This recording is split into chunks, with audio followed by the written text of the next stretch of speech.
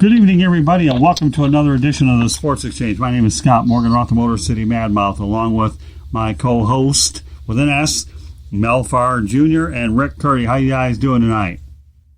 Doing well. Great. Great. Well, guys, why don't we go ahead and do a little bit of mixture of college and pro football tonight? How does that sound to you? Okay, sounds good.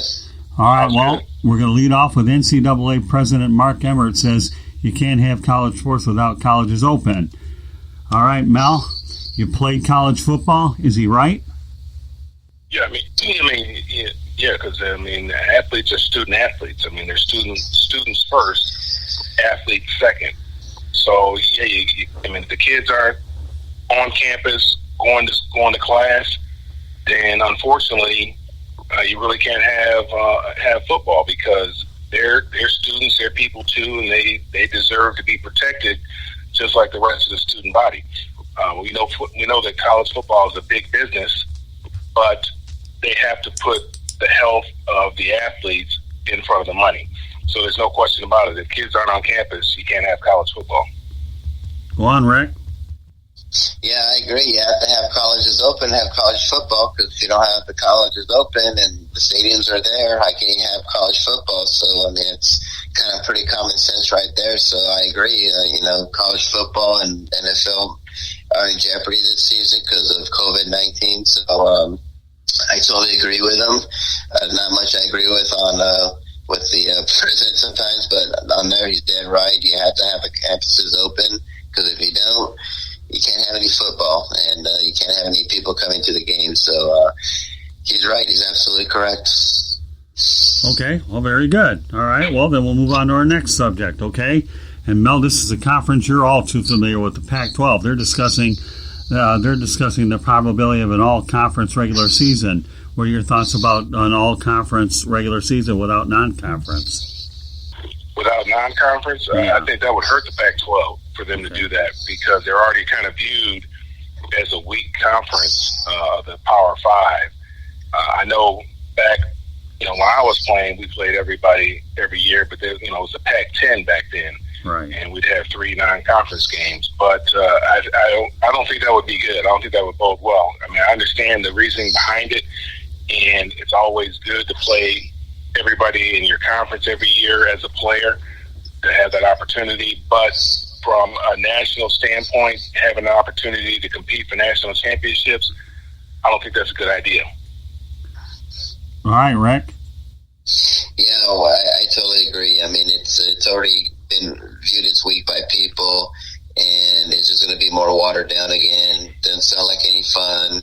So, it's just, there's no point. So it doesn't sound very appealing to me or appetizing to me. And the division's always been looked as weak by people and not interested with people. And when you don't have those rivalries or anything like that, it's just not a lot of fun. So I totally agree. It's just, there's no point.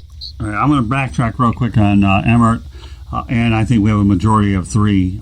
There's no way you can have college football unless you have the campuses open. No way. I think you can't have the campuses open. I have a feeling that college football is in real trouble.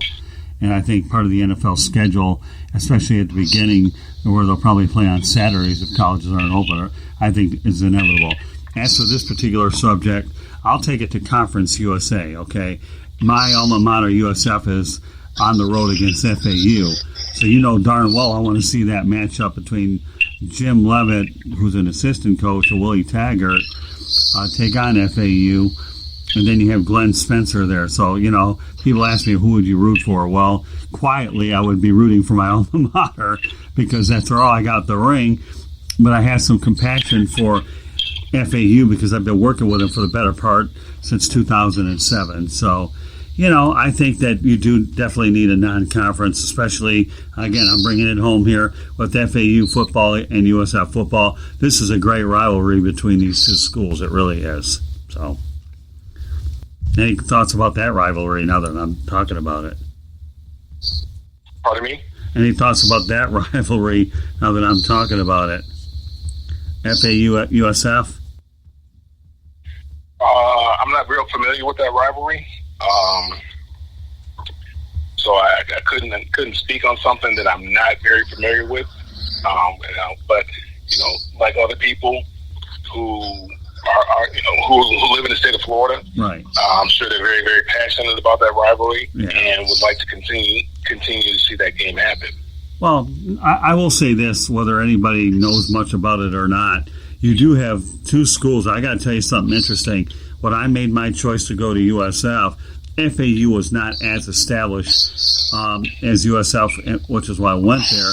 And then I also moved to Tampa because I was able to get a job at the Tampa Tribune. So, I think it would have been a call for me to consider going there had the curriculum been there. But yeah, it's an underrated rivalry for sure. And you're right, every in-state has their own rivalries within the big rivalries, you know what I mean? And this is just one of those that doesn't get talked about, basically. So, but we'll move on to the next subject, okay? And that says, let's go back to President Mark Emmert. He said now the resumption of play is up to health officials and universities. Whoever wants to lead off, go right ahead. I'm sorry, what was that again, Scott? You're breaking Sure. up. Oh, that's okay. Mark Emmert was saying the resumption of play is up to the health officials and the universities. Well, I think it's going to be up to the states. I mean, it's going to be different. I mean, you see California, they're going to be locked down for at least another 3 months, they're saying. So it's going to be very difficult for them to resume sports there. Whereas Arizona, I think next Monday they're opening up for business, and I think Florida is going to be opening up pretty soon here for professional sports as well here very soon. New York is probably going to be a while before they open up. Michigan could be a while, so it's going to be different. It just depends on the states. I mean, the universities can't trump the state, what the state is saying telling them to do. They kind of had to follow the directive of the governor of the states and obviously follow the science. Because you want to make sure that it's safe for the kids. I see Arizona State, they're going to have kids on campus in the fall. They've got their own testing there, and they feel very confident that they can control the spread of the disease within their within their own community. They also have a dorm set up for if people get test positive, they can go stay in that dorm and isolate in that dorm. So I mean, they're ramping up to have kids there in the fall, and they believe that they can handle whatever outbreak may happen by having all the kids there. So, but Arizona is opening up their state, so it's going to be depending on the state, depending on the governor, as to whether or not these universities will be able to open up. It's not going to be up to the universities themselves. Go ahead, Rick. Yeah, I agree. I mean, I don't, like I said, usually I agree with Mark Everett, and of course here I don't, as usual. It's not up to the officials. That's crazy. You got to follow the state rules and everything like that. And we're already getting high spikes of it as it is. That's why I believe there will not be any college football season. It's just too dangerous, too risky. Florida's opening up, all these, and their numbers are going sky high. Texas is opening up. Their numbers are sky high. Wisconsin just opened up to defy the governor's order. The Supreme Court ruled over the governor. They actually had bars open. They were jam-packed in there, and I guarantee you Wisconsin will have their numbers go up. And here, even in North Carolina, our numbers are going up. They're going up everywhere, or they're just a slow decline. But, I mean, it's just dangerous, too risky. It's not worth it. And it's up to the states, it's up to the governor to decide what he wants to do to make it safe. I honestly don't believe there'll be an NFL or college football season because, it's just too risky and too dangerous, especially having all those people on the field, close to each other and huddling and hiking the ball and everything and running. And I know football's such a contact sport, so it's a bad idea to leave it up to the officials. Yeah, well, I think the one thing that we can't forget about this whole thing is I agree with both of you about the governor, but the NFL is a simpler situation. You're only dealing with 32 teams, and you can relocate some teams to a different venue that aren't high risk. With the NCAA, you got over a couple hundred teams. That doesn't count the other levels. So there are a lot more complexities involved. So good points by both of you guys. We're off to a wonderful start. We'll stay on the virus theme for a little bit more. One more time. The virus, COVID-19, will spark debate on whether more prospects will stay at home. All right, Mel, go ahead. I'm sorry. The question was, what about that? That's okay. Would stay at home? Yeah, that's okay. The virus will spark debate on whether more prospects will stay home. Now, does that mean that they're going to be recruits will go ahead and stay in their home areas, or whether they'll be able to go on to schools out of state? That's interesting. When guys committed for this year, the virus was in its infancy stages, or wasn't heard about and wasn't talked about. Right. For next year, that could be an interesting scenario, depending on whether or not there's a vaccine or not available. As a parent, I got 2 kids in college right now. It'd be very difficult to send my kid off to school somewhere knowing this is still running rampant. It'd be very, very hard for me. It'd be very, very uncomfortable for me to do that. And kids, they don't. You're 10 foot tall and bulletproof, so you don't really understand that life. There's an expiration date, and we don't know when that is. We don't know when or how that's going to happen, but we just know that at some point we will expire. And as a child, because your mind is still developing, you really don't understand that concept. But as a parent, you do. So I can't necessarily say that it will probably encourage the parents to hope that their kids would like to stay closer to home. But I don't know if kids, because the way their minds work and thinking that they're 10 foot tall and bulletproof and this can't happen to me, I can't say that will necessarily affect the child. Go on, Rick.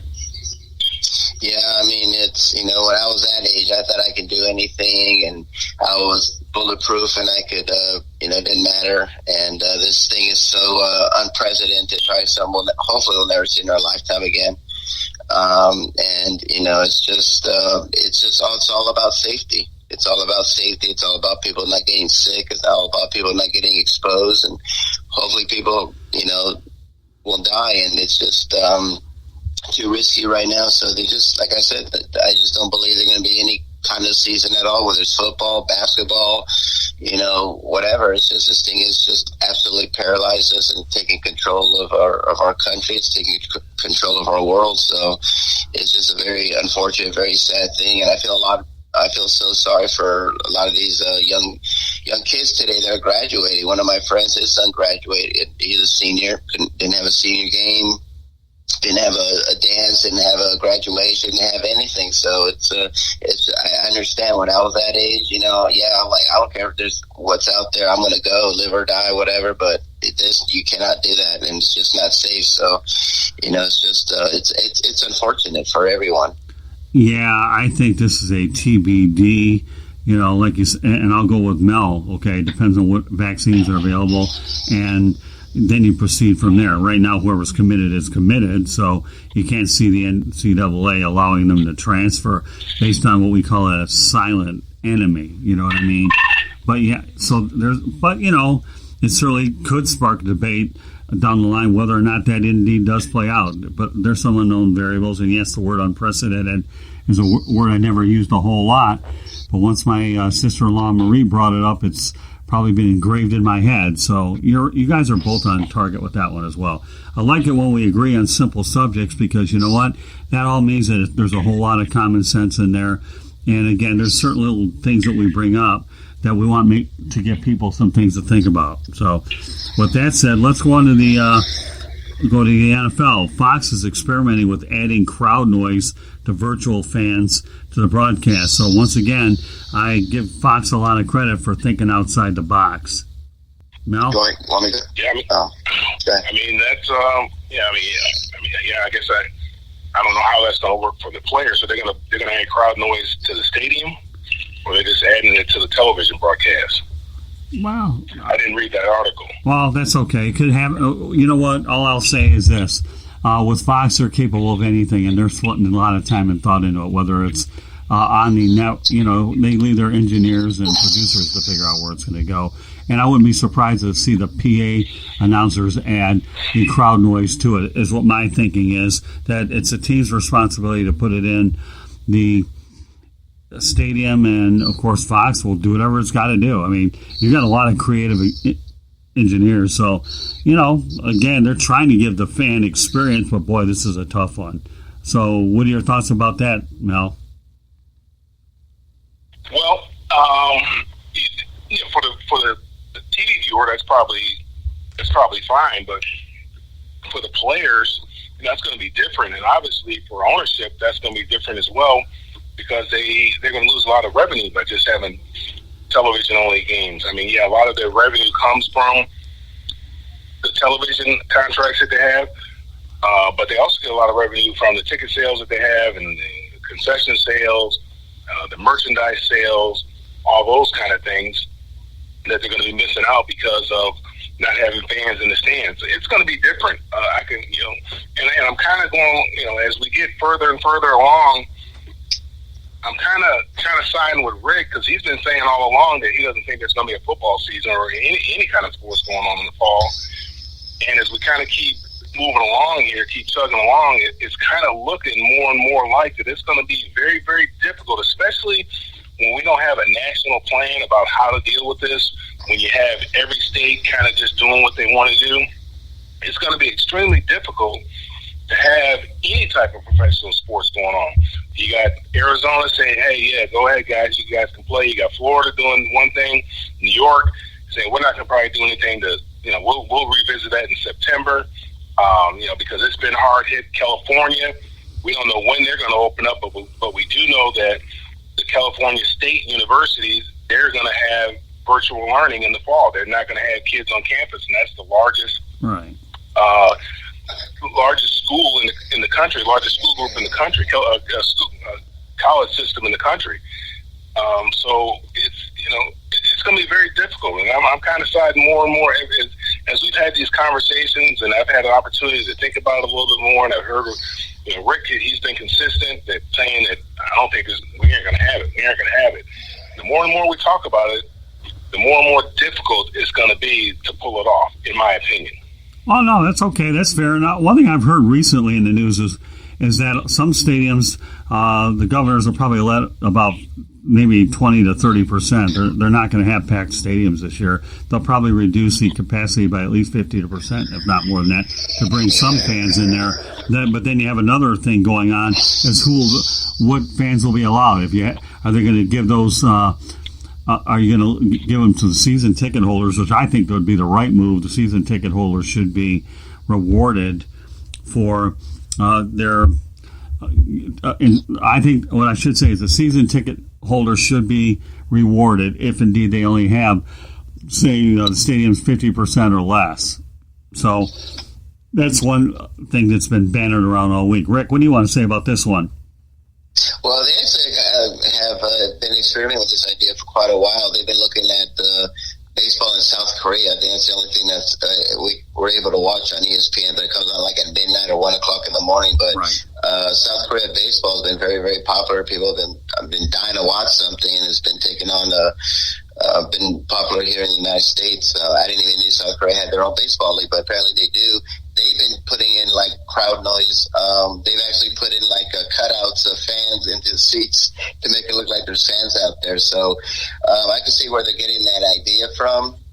And the funny thing about that is that didn't the Atlanta Falcons get in trouble for putting in piped-in audio music, noise music for their fans? So the Atlanta Falcons are very, very used to doing something like that, so they have no fan base. So I just thought that was kind of funny, kind of ironic, because I think the Atlanta Falcons would know exactly what to do with crowd noise. So, but you always see little tricks like that. I remember the Houston Astros, when they were drawing well, they would actually paint the seats, and when you're watching on TV, it looks like there's people up there, but if you go up close, they're just painted seats. So the mind can get tricked a lot, and I can see it working on TV, but with the players, it's going to be very odd and very weird, and even at 20% or 30% or 40% capacity, that's just way too much.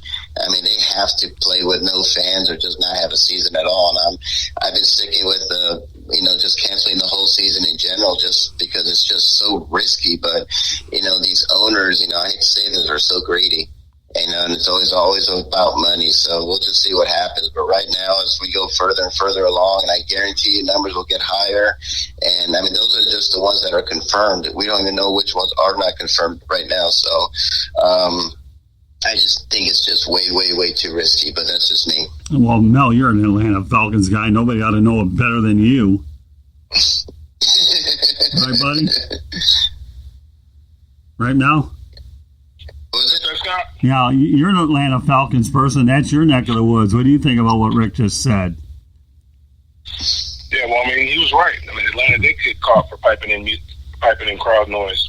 Yeah. I forgot when it was, and they got fined for it and whatnot. But, yeah, I mean, I think we'll see if basketball is able to come back. I think because the basketball rings are so much smaller and the crowd noise is so much more deafening in a basketball arena, it's going to be like playing in an empty gym. I mean, you'll be able to hear everything. I mean, you'll be able to hear the defenses called out and all that kind of stuff, the stuff that we don't normally hear through a television broadcast. You'll be able to hear all that stuff. That will be kind of cool to me to hear them communicating back and forth, especially in the defensive sets and so forth and so on.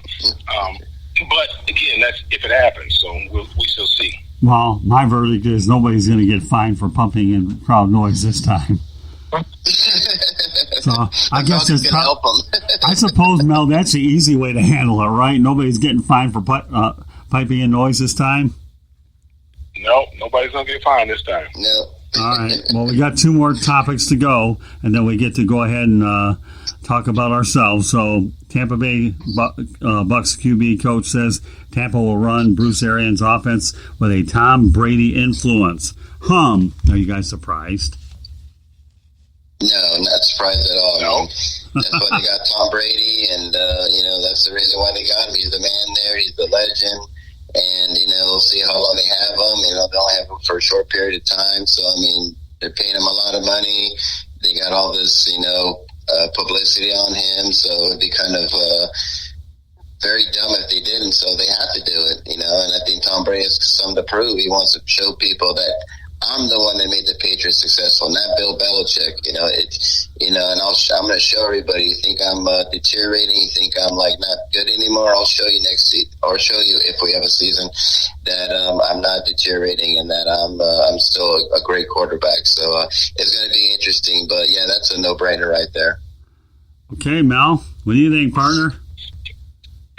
Yeah, I'm not surprised. I mean, Bruce is a pretty good play caller in his own right. That's not Tom's offense. I mean, that was whoever the offensive coordinator offense was, the various ones he's had over the years. But I think, Tom is looking forward to trying something new. And obviously there's going to be some things in there that he's comfortable with, that he's real comfortable with, that he's done for, the past 19, 20 years, however long it's been, that they'll incorporate in his offense. But it's a lot easier to teach one guy something new as opposed to trying to teach 20-some-odd guys something entirely different, and the coach and all that kind of stuff. So yeah, that makes all the sense in the world that he's going to come in and he's going to assimilate to Bruce Arians' offense. It makes all the sense in the world. Well, you don't spend the amount of money on Tom Brady without giving him a bit of influence in the game plan, without a doubt. If you wanted to find yourself a guy that was going to go by Arians' system, there were other quarterbacks available. So yeah, I think this is a no-brainer, but again, it's just another piece of news out of Tampa, as if we haven't gotten any. I guess we should probably thank Tom Brady a little bit for some of the sports news we're getting, because in a time where content is tough to come by, Tom's certainly letting people know that he enjoys the Tampa Bay area and he's happy to be a new Florida resident. So Tampa's certainly going to make a lot of money with his presence being there. And now we'll go on to our final topic of the night, and I'm really anxious to get to this one. The Las Vegas Raiders secondary market tickets are the most expensive in the National Football League. Get this, Mel and Rick, okay? The average ticket price is $1,098 for 2020 season, an increase of 527%. Let me repeat what I said, 527% from last year. Now, get this, okay, the Raiders' home opener against New Orleans in Week 2 is the most expensive ticket when they're averaging $2,268. The Denver Broncos have the second highest average at $774. followed by the Dallas Cowboys, $646, and the league-wide is $391. That's in the secondary market, up from $258 from last season. And I was able to get all this information on Ticket IQ, their blog, under a ticket search engine. Whether or not there's fans or not, nobody's going to sit here and tell me that there will be a fair amount of revenue coming in if that season does get held in Las Vegas for the first years. And we all know that the Raiders are a big draw, aren't they? So, all right, Mel, go ahead and lead off, since the guy that doesn't think there's going to be any fans will be following you. I don't know who's going to. I think that's unfair for the consumer that the prices are like that in the secondary market. I don't know who can afford or who would want to pay that kind of money to go see the Raiders. I understand, Las Vegas, so there's all the shows, all that kind of stuff, and that's what people go out there for.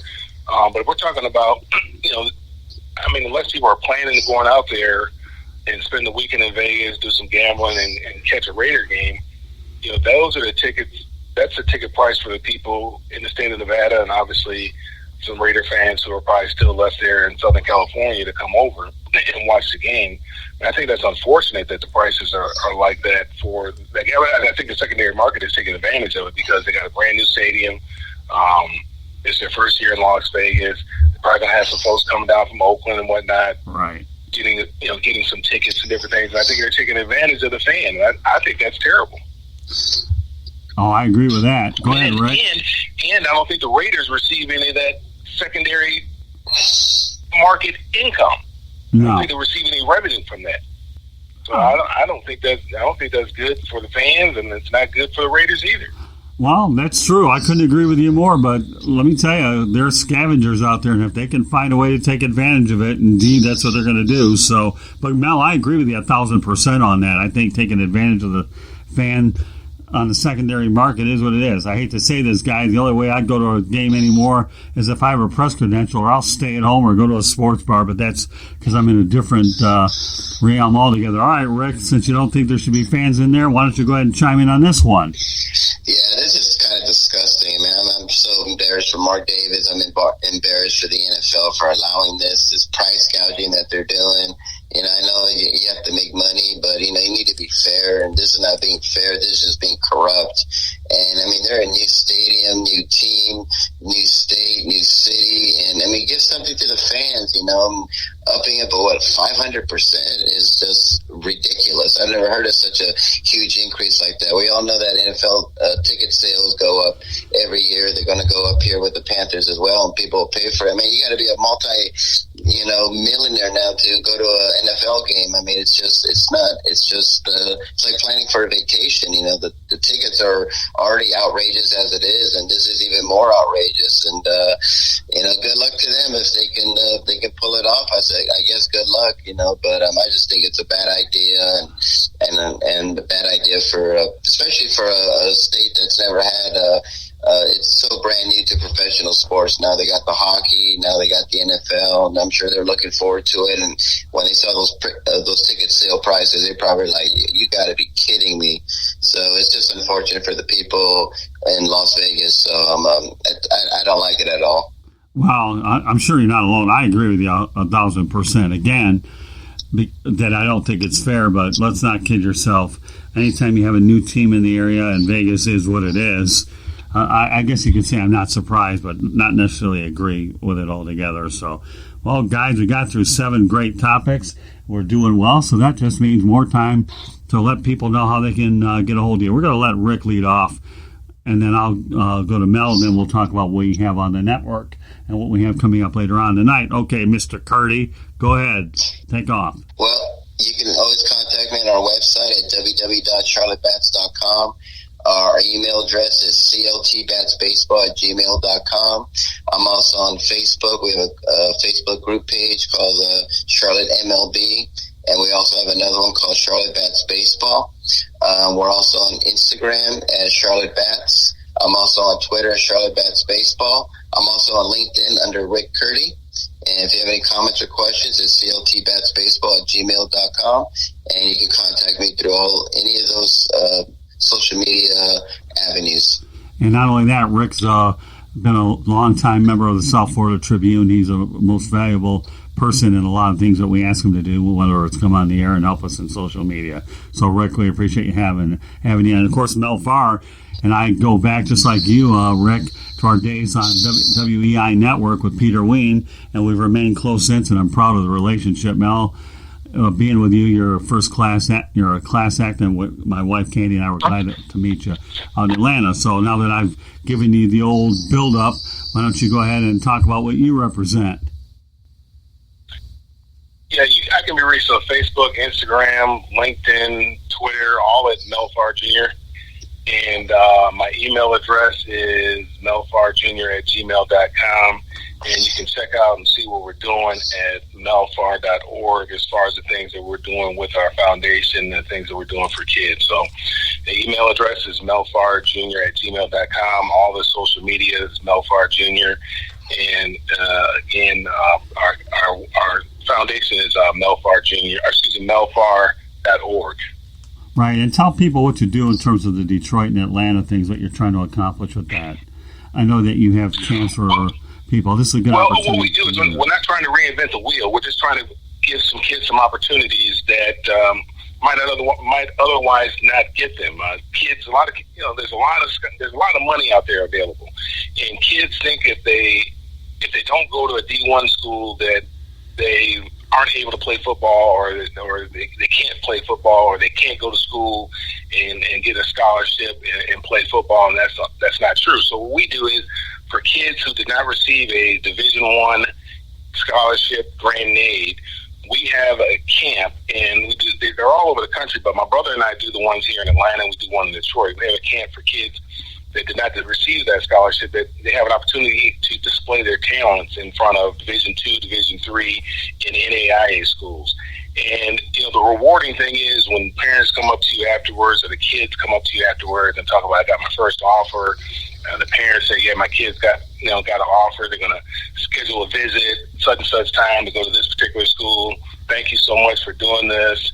I never thought, it'd be possible, and all, just all the positive feedback. It's hard. It's a lot of hard work to put these things on, but at the end, it's very, very rewarding, and I'm very, very glad that we have become a part of this network of giving these kids these opportunities. And I should point out, when we talked about the Pac-12 back then, the Pac-10, we can't forget that Mel Farr Jr. went ahead and played college ball at UCLA, which is indeed a member of the Pac-10. So, anybody more capable to talk about that conference, there ain't anybody more credible than Mel, because obviously UCLA has a pretty solid football program, and it was good that you had a chance to be a part of it. So let's go on to what we do here at the network. First of all, you can follow us at Scoop, which is my personal name, Scoop 33333. That's 5 of them, or at Tribune South. Our Facebook, you can get a hold of us at South Florida Tribune. Just like the page, and then you'll have access to all the updates. On Instagram, yes, okay, South Florida Tribune gets it done. And if you're looking for the hat trick, YouTube channel, South Florida Tribune gets it done there. Our website to follow the broadcast and all of our content is www.southfloridatribune.com. You can email us at southfloridatribune@gmail.com. And last but not least, you can reach me on LinkedIn, Scott Morganroth. The other shows on the network include the Sports Exchange, which you're listening to now, the South Florida Tribune podcast, where we have non-sports related material. And tonight, after this broadcast, we'll have 108 Stitches baseball talk with David Levin, and our guest tonight will be former USF coach, baseball coach Eddie Cartieri. Another broadcast that we're proud to deliver is A Reel in the Rare with Xavier McKnight, one of the brightest young journalists out there. You'll hear a lot of great things with him. We definitely go ahead and do fantasy football with myself and Ryan Skolrud. And our other broadcast is Motor Man and Rude Dog with Rudy Reyes. Just so you know, you can find these podcasts or broadcasts under Apple Podcasts, Spreaker, Spotify, iHeartRadio, Google Podcasts, CastBox, Podcast Addict, and I'm sure there's a lot of those out there, Deezer and Podchaser. So what a great show tonight. We're going to do this again. We do this every Thursday, myself, Mel, and Rick Curti. And, I think what's important that we all understand is we hope that everybody doesn't take any chances. Be safe. Stay at home. Practice social distancing. And you want to make sure that you give credit to the first responders and the frontliners. They have the difficult task of trying to stay safe and protect themselves, and they risk their lives for everybody. We hope we've done a good job tonight with you folks to give you something very good to listen to. We always aim to make it better, and that we've been able to provide you with a deviation from what you go through normally. So any final thoughts from you guys? I look forward to doing it again soon. Well, my plan is next Thursday, Mel. Get ready before Memorial Day. And I'm glad that we're able to do it at least once a week, because you guys have turned out to be a great tandem. And I'm glad to be the guy behind the microphone that all three of us can have a good time and do a lot of good things. So I'm proud of you guys.